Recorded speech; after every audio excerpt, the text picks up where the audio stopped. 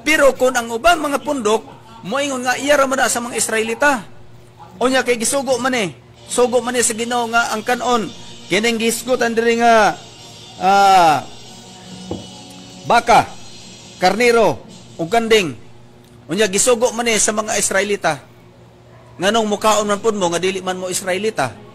Nganong mukaon mo kanding nga wa man mo iapil ka og sugo aning Deuteronomio 14? Good morning mga kagugma. So ato ning taga-anog reaction ni iyahang video no ang iyang sulti ato nakita nga argumento matud pa niya gidid-an man ka ang Israelita pag-ingon lagi din hinga pangaon kamo baka kanding ngaon ni apil mo mukaon Israelita makahigiingnan mga kagugma tapaw kayang rason no pero sige lang kay mo nang iyahang nasaw na una gyud.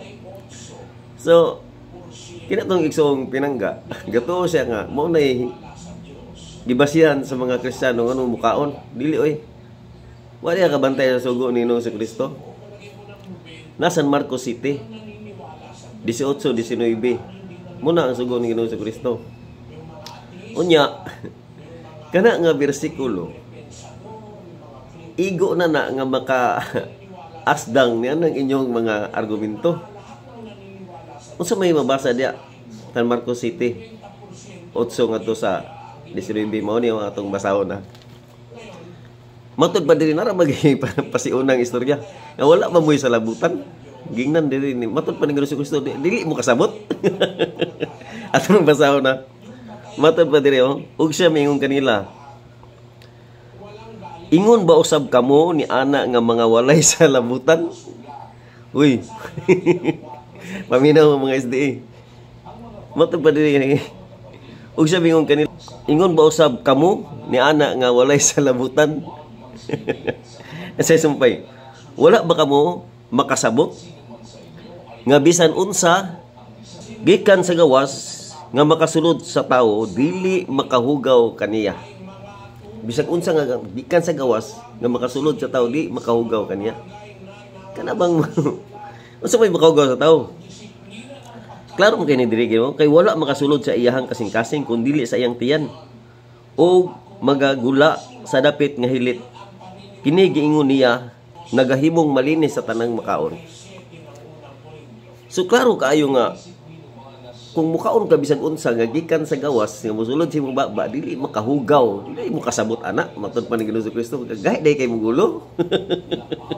Ang gingnan diri dili isdiha ang mga kay nang Israelita gina dili gina SDA kay ang SDA dili mabasa sa Biblia wala gyoy luna ang SDA sa Biblia kay way mabasa bisag gamay kutob sa mabasa na to diri nga maghisgot og pahulay maghisgot og pagkaon ang hisgotan na ang Israelita dili ang SDA kay ang SDA nisulpot ra sa 1863 wala gyoy labot pero ilang iapil ilang kong galingon dito ba namang para Saudi ilang yangkon nga sila na kay paras mo sila pagtulunan nangupya ba sila og pagtulunan Saudi so ang gingon diri bisag unsa nga gikan sa gawas nga mosulod sa baba sa tawo dili makahugaw kaniya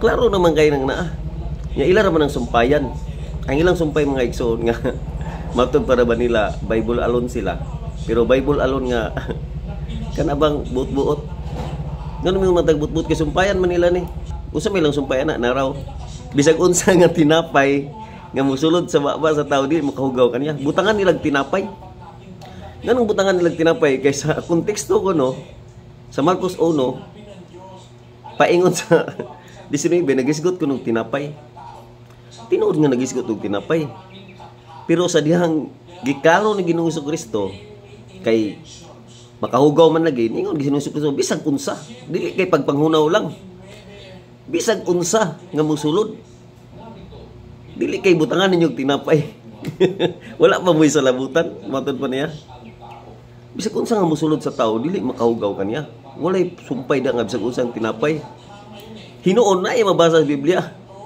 nga bisag unsa nga pagkaon inya kung imong basahon sa in English napagid diri magsuon no sa tumoy nga komentaryo sa gasulat matud pa sa comment sa nagsulat matud pa niya purging all meats limpyo ang tanang karne munang komentaryo sa nagsulat Unya, sa Binisaya, mahimong makaon ang tanang kalanon.